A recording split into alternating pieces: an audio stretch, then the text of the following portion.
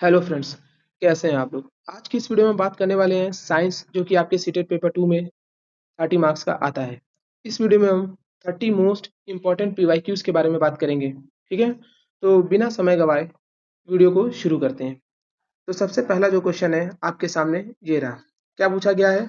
निम्नलिखित में से कौन सी अधातु कौन सी अधातु कमरे के तापमान पर द्रव अवस्था यानी लिक्विड स्टेट में पाई जाती है। क्वेश्चन में पूछ रहा है कौन सा ऐसा मेटल है जो कमरे के तापमान पर रूम टेम्परेचर पर लिक्विड स्टेट यानी द्रव अवस्था में पाया जाता है। आपके ऑप्शन है आयोडीन, ब्रोमीन, कार्बन या सल्फर। क्या है? सल्फर। तो इस प्रश्न का जो आपका सही उत्तर है वो आपका है ब्रोमीन। क्या है? ब्रोमीन। ब्रोमीन जो है एक नॉन मेटल है जो कि रूम टेम्परेचर पर लिक्विड स्टेट में पाया जाए। ठीक, अब हम बढ़ते हैं प्रश्न संख्या 2 की ओर। इसमें क्या पूछा गया है? जब एल्यूमिनियम की पन्नी को ताज़ा बने सोडियम हाइड्रोक्साइड के विलयन में डाला जाता है तो कौन सी गैस उत्पन्न होती है? और इसके ऑप्शन है oxygen gas, carbon dioxide gas, hydrogen gas या नाइट्रोजन गैस। तो इस प्रश्न का जो आपका सही उत्तर है वो है आपका ऑप्शन सी यानी हाइड्रोजन गैस। जब एल्यूमिनियम की पन्नी को ताज़ा सोडियम हाइड्रो ऑक्साइड यानी NaOH के सॉल्यूशन में डाला जाता है तो कौन सी गैस होती है उत्पन्न? Hydrogen gas. ठीक है, अब हम बढ़ते हैं प्रश्न संख्या 3 की ओर। इसमें पूछा गया है तांबे के बर्तन को लंबे समय तक हवा में खुला रखने पर उन पर एक हरे रंग की परत जम जाती है। क्या जम जाती है? परत जम जाती है। यह हरा पदार्थ किसका मिश्रण है, किसका मिक्सचर है? आपके ऑप्शन है copper carbonate and copper hydroxide, दूसरा है कॉपर ऑक्साइड और कॉपर सल्फेट, तीसरा ऑप्शन है कॉपर नाइट्रेट और कॉपर कार्बोनेट, या फिर डी ऑप्शन कॉपर हाइड्रोक्साइड और कॉपर नाइट्रेट। तो इस प्रश्न का जो आपका सही उत्तर है वो है आपका कॉपर कार्बोनेट और कॉपर हाइड्रोक्साइड। कौन सा ऑप्शन है? कॉपर कार्बोनेट और कॉपर हाइड्रोक्साइड। ओके, कौन सा ऑप्शन सही है? Option number A. ओके, अब बढ़ते हैं अपने प्रश्न संख्या 4 की ओर। इसमें पूछा गया है तनाव या डर की स्थिति में एड्रेनल ग्लैंड, कौन सी ग्लैंड? एड्रेनल ग्लैंड द्वारा कौन सा हार्मोन स्रावित किया जाता है? तनाव या डर की स्थिति में एड्रेनल ग्लैंड द्वारा कौन सा हार्मोन स्रावित किया जाता है? ऑप्शन है आपके pituitary hormone, thyroxine hormone, adrenal या फिर इंसुलिन हार्मोन। तो इस प्रश्न का जो आपका सही उत्तर है वो है एड्रेनल हार्मोन। आपको पता ही होगा कि जो एड्रिनल ग्लैंड होती है, एड्रिनल ग्लैंड होती है वो आपकी क्या है? एंडोक्राइन ग्लैंड है। एड्रिनल ग्लैंड क्या है? एक एंडोक्राइन ग्लैंड है जो तनाव या डर की स्थिति में एक हार्मोन स्रावित करती है, एक हार्मोन का सेक्रेशन करती है। क्या करती है? सेक्रेशन। उस हार्मोन का नाम है एड्रेनल हार्मोन। किसका नाम है? Adrenal hormone. अच्छा, एक्स्ट्रा नॉलेज में क्या बता दें आपको मैं कि एड्रेनल ग्लैंड क्या है। एड्रेनल ग्लैंड जो है वो आपकी क्या है? एंडोक्राइन ग्लैंड है। ग्लैंड जो होती है 3 टाइप्स की होती हैं आपकी। एक होती है आपकी एंडोक्राइन ग्लैंड। कौन सी ग्लैंड होती है? Endocrine gland. एक होती है आपकी एक्सोक्राइन ग्लैंड एंड नेक्स्ट होती है आपकी डुअल ग्लैंड या मिक्स्ड ग्लैंड। तो एड्रेनल ग्लैंड क्या है? एंडोक्राइन। और एंडोक्राइन ग्लैंड क्या करती हैं? श्रावित हार्मोन श्रावित करती हैं। ओके, अब हम बढ़ते हैं अपने प्रश्न संख्या 5 की ओर। क्या पूछा गया है? एक्स मानव शरीर की सबसे बड़ी ग्रंथि है। ठीक है, एक्स मानव शरीर की सबसे बड़ी ग्रंथि है। यह वायु श्रावित करती है। क्या श्रावित करती है? वायु श्रावित करती है जो जेड में संचित होता है। अब आपको बताना है एक्स, वाई और जेड की पहचान कीजिए। पूछा गया है कि एक्स मानव शरीर की सबसे बड़ी ग्रंथि है, लार्जेस्ट ग्लैंड। लार्जेस्ट ग्लैंड कौन सी है? तो इसका जो सही उत्तर होगा वो आपका होगा ऑप्शन बी। क्या होगा? Option B. क्योंकि सबसे बड़ी ग्रंथि, मानव शरीर की जो सबसे बड़ी ग्रंथि है वो है आपका एक्स यानी यकृत। क्या बोल रहा है? एक्स मानव शरीर की सबसे बड़ी ग्रंथि है। तो यकृत जो है, यानी जो ये यकृत है, यकृत यानी लीवर। लीवर जो होता है वो आपकी सबसे बड़ी ग्लैंड है, लार्जेस्ट ग्लैंड है। ठीक है, यकृत। यह वायु श्रावित करती है। और लीवर जो होता है, लीवर जो होता है वो पित्तरस क्या श्रावित करता है? पित्तरस यानी बाइल जूस। क्या श्रावित करता है? बाइल जूस श्रावित करता है।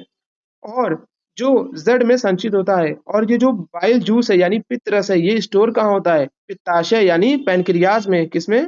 पैनक्रियाज में स्टोर होता है। तो इस प्रश्न का जो सही उत्तर है वो आपका ऑप्शन बी होगा। ठीक, अब हम बढ़ते हैं प्रश्न संख्या 6 की ओर। पूछा गया है निम्नलिखित में से कौन सी प्रक्रिया एक रासायनिक परिवर्तन यानी केमिकल चेंज को दर्शाती है? आपके ऑप्शन है, क्या ऑप्शन है?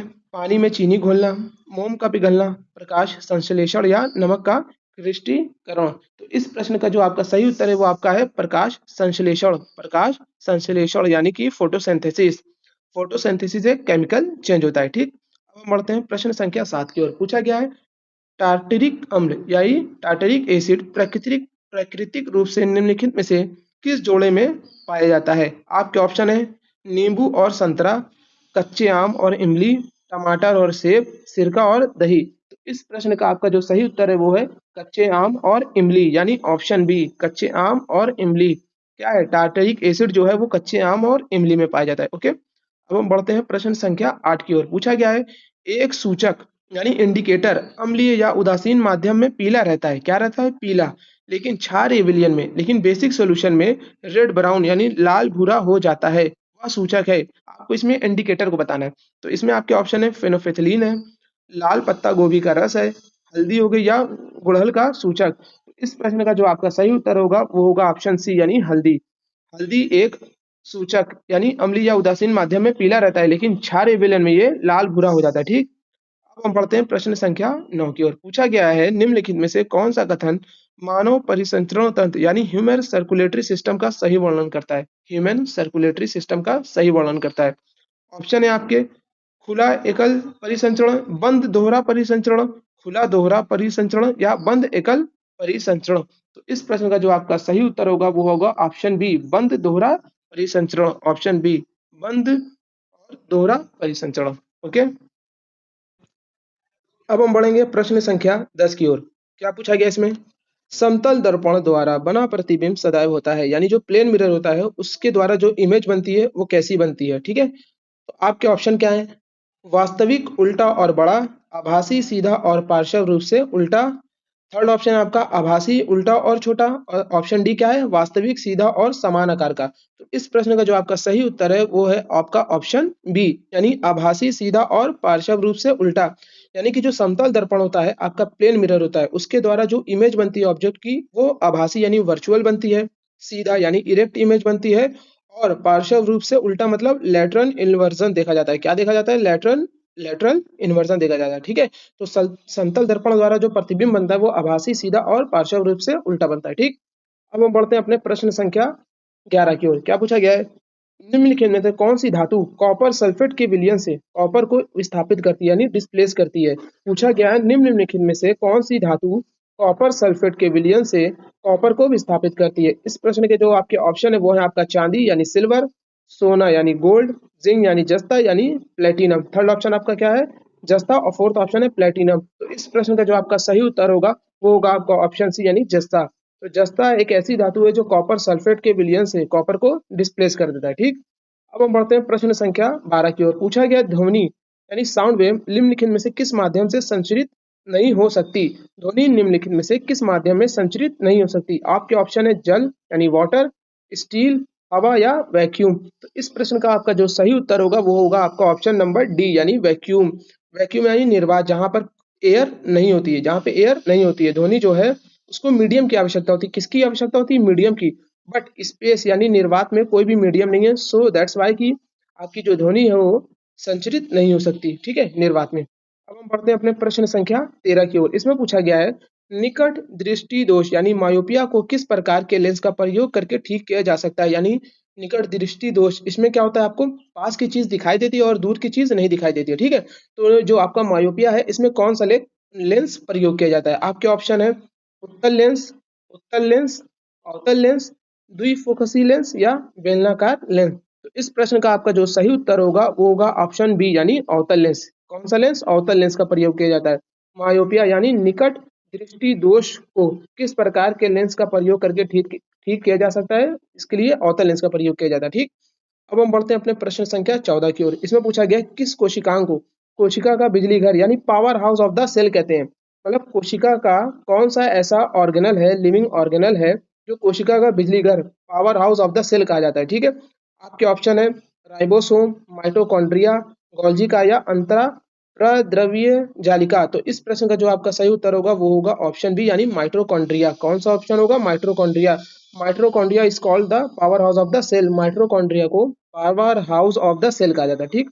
अब हम बढ़ते हैं अपने प्रश्न संख्या 15 की ओर। इसमें क्या पूछा गया है? मानव शरीर में विटामिन डी की कमी से कौन सा रोग होता है? ठीक, विटामिन डी की कमी से कौन सा रोग होता है? आपके ऑप्शन है स्कर्वी होता है, बेरी बेरी, रिकेट्स यानी सूखा रोग या घेंगा। तो इस प्रश्न का जो आपका सही उत्तर होगा वो होगा आपका रिकेट्स। विटामिन डी की कमी से कौन सा रोग होता है? रिकेट्स। ऑप्शन सी आपका सही है, विटामिन डी की कमी से आपको रिकेट्स हो जाता है। ठीक, अब हम बढ़ते हैं अपने प्रश्न संख्या 16 की ओर। प्रश्न संख्या 16 में क्या पूछा गया है? पादिप पादप कोशिका भित्ति यानी जो plant cell wall only found in plant cells. जो सेल वॉल होती है आपकी कोशिका भित्ति वो सिर्फ प्लांट सेल में पाई जाती है। तो पादप कोशिका भित्ति मुख्य रूप से किसकी बनी होती है? आपके ऑप्शन है प्रोटीन की, सेलुलोज, स्टार्च या लिपिड की। तो इस प्रश्न का जो आपका सही उत्तर है वो आपका है ऑप्शन बी यानी सेलुलोज की। पादप कोशिका भित्ति यानी प्लांट सेल वॉल जो होती है वो सेलुलोज की बनी होती है। ओके, अब हम बढ़ते हैं अपने प्रश्न संख्या 17 की ओर। इसमें पूछा गया है लोहे में जंग यानी रस्टिंग ऑफ आयरन लगने की प्रक्रिया के लिए किन दो घटकों की उपस्थिति अनिवार्य है? आपके ऑप्शन है ऑक्सीजन और कार्बन डाइऑक्साइड, ऑप्शन बी है आपका ऑक्सीजन और नमी यानी जल यानी मॉइस्चर, ऑप्शन सी है नाइट्रोजन और जल, ऑप्शन डी आपका कार्बन डाइऑक्साइड और नमी। तो इस प्रश्न का जो आपका सही उत्तर होगा वो होगा आपका ऑप्शन नंबर बी यानी ऑक्सीजन और नमी, ऑक्सीजन और नमी। ठीक है, लोहे में जंग लगने की प्रक्रिया के लिए दो घटक जो है वो है ऑक्सीजन और नमी यानी जल आपका। अब हम बढ़ते हैं प्रश्न संख्या 18 की ओर। इसमें पूछा गया प्रकाश की चाल यानी स्पीड ऑफ लाइट किस माध्यम में अधिकतम होती है? किस माध्यम में अधिकतम होती है? आपके ऑप्शन है जल, कांच, हवा या निर्वात। तो इस प्रश्न का जो आपका सही उत्तर होगा वो होगा ऑप्शन डी यानी निर्वात में। स्पीड ऑफ लाइट जो होती है वो निर्वात यानी वैक्यूम में सबसे अधिक होती है। ठीक, अब हम बढ़ते हैं प्रश्न संख्या 19 की ओर। इसमें पूछा गया है ध्वनि का तारत्व यानी पिच उसके किस गुण द्वारा निर्धारित होता है? आपके ऑप्शन है आयाम, आवृत्ति यानी फ्रीक्वेंसी, प्रबलता यानी लाउडनेस और डी ऑप्शन है आपका चाल यानी स्पीड। तो इस प्रश्न का जो आपका सही उत्तर है वो आपका है आवृत्ति यानी फ्रीक्वेंसी। ध्वनि का जो तारत्व होता है पिच यानी जो पिच होती है वो किस गुण द्वारा निर्धारित होती है? ध्वनि की फ्रीक्वेंसी द्वारा। ओके, अब हम बढ़ते हैं अपने प्रश्न संख्या 20 की ओर। इसमें पूछा गया है सल्फर को हवा में जलाने पर बनी सल्फर डाइऑक्साइड कौन सी सल्फर डाइऑक्साइड को जल में घोलने पर क्या बनता है? सल्फर को हवा में जलाने पर बनी सल्फर डाइऑक्साइड को जल में घोलने पर क्या बनता है? ऑप्शन है आपका सल्फ्यूरिक अम्ल, सल्फ्यूलस अम्ल, हाइड्रोजन सल्फाइड या सल्फर ट्राइऑक्साइड। तो इस प्रश्न का जो आपका सही उत्तर होगा वो होगा ऑप्शन बी यानी सल्फ्यूरस अम्ल, सल्फ्यूरस अम्ल। ओके, अब हम बढ़ते हैं अपने प्रश्न संख्या 21 की ओर। इसमें क्या पूछा गया है विज्ञान शिक्षण में निम्नलिखित में से कौन सा एक मुक्त अंत यानी ओपन एंडेड डाइवर्जन यानी वाला प्रश्न है? आपके ऑप्शन है कौन से ऑप्शन है आपके? जल का रासायनिक सूत्र क्या है? ओपन एंडेड क्वेश्चन कौन सा पूछा गया है? तो ऑप्शन है आपके जल का रासायनिक सूत्र क्या है? सेब नीचे की ओर ही क्यों गिरता है? ऑप्शन सी है यदि पृथ्वी पर गुरुत्वाकर्षण बल ना हो तो क्या होगा? ऑप्शन डी है जल किस तापमान पर उबलता है? तो इस प्रश्न का जो आपका सही उत्तर होगा वो होगा ऑप्शन सी यानी यदि यदि पृथ्वी पर गुरुत्वाकर्षण बल ना होता तो क्या होगा? ये क्या है? एक ओपन एंडेड क्वेश्चन है। ठीक है, अब हम बढ़ते हैं प्रश्न संख्या 22 की ओर। इसमें क्या पूछा गया है एनसीएफ के अनुसार उच्च प्राथमिक स्तर पर विज्ञान शिक्षण का कौन सा उद्देश्य नहीं होना चाहिए? क्या पूछा गया है? नहीं होना चाहिए। तो अब इसके ऑप्शन देख लेते हैं। ऑप्शन क्या है? प्रकृति जिज्ञासा और रचनात्मक का रचनात्मकता का पोषण करना। ऑप्शन बी है आपका वैज्ञानिक अवधारणाओं को केवल रट कर याद करना। ऑप्शन सी है आपका अवलोकन और प्रयोग द्वारा प्रक्रिया कौशलों का विकास करना और ऑप्शन डी है आपका सहयोग और निष्पक्षता के मूल्यों को अपनाना। तो इस प्रश्न का जो आपका सही उत्तर है वो है ऑप्शन बी यानी वैज्ञानिक अवधारणाओं को केवल रट कर याद करना। ये क्या है? इसका उद्देश्य नहीं है। किसका? एनसीएफ के अनुसार उच्च प्राथमिक स्तर पर विज्ञान शिक्षण का कौन सा उद्देश्य नहीं होना चाहिए? ये कौन सा है? ऑप्शन बी वैज्ञानिक अवधारणाओं को केवल रट कर याद करना है। रट कर याद करना क्या है आपका? एक निगेटिव वर्ड है। ठीक, नाउ अब हम बढ़ते हैं प्रश्न संख्या 23 की ओर। कौन से प्रश्न की ओर? 23 की ओर। पूछा गया छात्रों में विज्ञान से जुड़ी भ्रांतियां यानी मिसकॉन्सेप्शन को दूर करने की सबसे प्रभावी नीति कौन सी है? मिसकॉन्सेप्शन को दूर करने की सबसे प्रभावी नीति कौन सी है? आपके ऑप्शन है पाठ्य पुस्तक से परिभाषाएं याद करवाना। ऑप्शन बी है आपका विचारों का परीक्षण करने के लिए व्यवहारिक या हस्तपरक अवसर देना। ऑप्शन सी है आपका गलत उत्तरों के लिए छात्रों को दंडित करना। ऑप्शन डी है आपका छात्रों के विचारों को नजरअंदाज करना। तो इस प्रश्न का जो आपका सही उत्तर होगा वो होगा आपका ऑप्शन बी यानी विचारों का परीक्षण करने के लिए व्यवहारिक यानी हस्तपरक अवसर देना। ठीक, अब हम बढ़ते हैं प्रश्न संख्या 24 की ओर। इसमें क्या पूछा गया विज्ञान में प्रायोगिक और जांच कौशल यानी प्रैक्टिकल एंड इंक्वायरी स्किल का मूल्यांकन करने के लिए सबसे उपयुक्त विधि है? आपके ऑप्शन क्या क्या है इसमें? वस्तुनिष्ठ लिखित परीक्षा, ऑप्शन बी है आपका निबंधात्मक परीक्षा, ऑप्शन सी है आपका प्रायोगिक अवलोकन अवलोकन और प्रदर्शन मूल्यांकन, ऑप्शन डी है आपका मौखिक परीक्षा। तो तो इस प्रश्न का जो आपका सही उत्तर होगा वो होगा ऑप्शन सी, प्रायोगिक अवलोकन और प्रदर्शन मूल्यांकन। ओके, अब हम बढ़ते हैं अपने प्रश्न संख्या 25 की ओर। पूछा गया विज्ञान शिक्षा में क्षेत्र भ्रमण यानी फील्ड ट्रिप आयोजित करने का उद्देश्य क्या है? विज्ञान शिक्षा में जो फील्ड ट्रिप है उसका उसको आयोजित करने का मुख्य उद्देश्य क्या है, यानी उसका पर्पस क्या है? तो देख लेते हैं इसके ऑप्शन क्या क्या है। ऑप्शन ए है केवल मनोरंजन प्रदान करना। ऑप्शन बी है प्रत्यक्ष हस्त प्रथम हस्त अनुभव और प्रासंगिक अधिगम प्रदान करना। ऑप्शन सी है आपका उपस्थिति की औपचारिकता पूरा करना। ऑप्शन डी आपका पाठ्यक्रम पूरा करने का दबाव कम करना। तो इस प्रश्न का जो आपका सही उत्तर होगा वो होगा ऑप्शन बी, यानी प्रत्यक्ष प्रथम हस्त अनुभव और प्रासंगिक अधिगम प्रदान करना। फील्ड ट्रिप का आयोजित करना जो है उसका मुख्य उद्देश्य क्या है? प्रत्यक्ष प्रथम हस्त अनुभव और प्रासंगिक अधिगम प्रदान करना। अब हम बढ़ते हैं प्रश्न संख्या 26 की ओर। इसमें क्या पूछा गया है? विज्ञान सीखने में रचनावाद यानी कंस्ट्रक्टिविज्म कंस्ट्रक्टिविज्म इस बात पर जोर देता है कि शिक्षार्थी, ठीक है, ऑप्शन है आपके, क्या क्या ऑप्शन है आपकी देख लेते हैं। ऑप्शन ए, शिक्षक से निष्क्रिय रूप से ज्ञान प्राप्त करते हैं। पूर्व अनुभवों का प्रयोग करके यानी उपयोग करके ज्ञान का सक्रिय निर्माण करते हैं। ऑप्शन सी है बोर्ड से नोट्स बनाकर सबसे अच्छा सीखते हैं। ऑप्शन डी आपका केवल पाठ्य पुस्तकों पर निर्भर रहते हैं। तो इस प्रश्न का जो आपका ऑप्शन होगा सही, वो होगा आपका ऑप्शन बी, यानी पूर्व अनुभवों का प्रयोग करके ज्ञान का सक्रिय निर्माण करते हैं। ठीक है, यही आपका विज्ञान सीखने में रचनावाद इस बात पर जोर देता है, इस पर जोर देता है कि पूर्व अनुभवों का प्रयोग करके यानी आपका जो पहले का एक्सपीरियंस उसका उपयोग करके ज्ञान का सक्रिय एक्टिव निर्माण करते हैं। ठीक, अब हम बढ़ते हैं प्रश्न संख्या 27 की ओर। इसमें क्या पूछा गया? विज्ञान में रचनात्मक मूल्यांकन, कौन सा मूल्यांकन? रचनात्मक यानी फॉर्मेटिव असेसमेंट का मुख्य उद्देश्य क्या है? आपके ऑप्शन है सत्र के अंत में छात्रों को ग्रेड और अंक देना। ऑप्शन बी आपका सीखने के अंतरालों की पहचान करना और शिक्षण प्रक्रियाओं में सुधार करना। ऑप्शन सी आपका प्रतियोगिताओं के लिए छात्रों का चयन करना, या फिर ऑप्शन डी छात्रों के अंकों की तुलना करना। तो इस प्रश्न का सही उत्तर होगा ऑप्शन बी, यानी सीखने के अंतरालों की पहचान करना और शिक्षण प्रक्रिया में सुधार करना। ठीक, अब हम बढ़ते हैं प्रश्न संख्या 28 की ओर। इसमें पूछा गया निम्नलिखित में से कौन सा एक विज्ञान प्रक्रिया कौशल यानी साइंस प्रोसेस स्किल को दर्शाता है? आपके ऑप्शन है वैज्ञानिक परिभाषाओं को सुनना। ऑप्शन बी है देखे गए पैटर्न के आधार पर निष्कर्ष या पूर्वानुमान लगाना। ऑप्शन सी आपका किताबों से चित्र कॉपी करना, या ऑप्शन डी सूत्रों को याद करना। तो इस प्रश्न का जो आपका सही उत्तर है वो आपका ऑप्शन बी, यानी देखे गए पैटर्न के आधार पर निष्कर्ष या पूर्वानुमान लगाना विज्ञान प्रक्रिया कौशल को दर्शाता है। ओके, अब हम बढ़ते हैं अपने प्रश्न संख्या 29 की ओर। क्या पूछा गया? विज्ञान मूल्यांकन में मुक्त अंक वाले, कौन अंत वाले? मुक्त अंत वाले ओपन एंडेड प्रश्न इसलिए उपयोगी होते हैं क्योंकि वे, ऑप्शन है आपके, केवल एक सही उत्तर रखते हैं। ऑप्शन बी गहरी सोच, रचनात्मकता और समझ का मूल्यांकन करते हैं। ऑप्शन सी जांचने में बहुत आसान और तेज होते हैं। ऑप्शन डी आपका है केवल तथ्यों की याददाश्त का परीक्षण करते हैं। तो इस प्रश्न का जो आपका सही उत्तर होगा वो भी होगा आपका ऑप्शन बी, यानी गहन सोच, रचनात्मकता और समझ का मूल्यांकन करते हैं। अब हम बढ़ते हैं अपने इस वीडियो के लास्ट क्वेश्चन यानी क्वेश्चन नंबर 30 की ओर। इसमें पूछा गया विज्ञान में निदात्मकता परीक्षण यानी डायग्नोस्टिक टेस्टिंग से शिक्षक को क्या मदद मिलती है? आपके ऑप्शन क्या है? रिपोर्ट कार्ड पर अंतिम ग्रेड देने में। ऑप्शन बी है छात्रों की विशिष्ट कठिनाइयों और अवधारणात्मक अंतरालों की पहचान करने में। ऑप्शन सी आपका छात्रों को होशियार और कमजोर में बांटने में। ऑप्शन डी आपका पाठ्यक्रम को जल्दी पूरा करने में। तो इस प्रश्न का आपका सही उत्तर होगा ऑप्शन बी। कौन सा उत्तर होगा सही? ऑप्शन बी, छात्रों की विशिष्ट कठिनाइयों और अवधारणात्मक अंतरालों की पहचान करना ही डायग्नोस्टिक टेस्टिंग में शिक्षक की मदद करता है। ठीक है, तो ये थे आपके सीटेट पेपर 2 के साइंस के कुछ 30 मोस्ट इंपॉर्टेंट पीवाईक्यूज जो आपके सीटेट एग्जाम में हमेशा पूछे जाते हैं।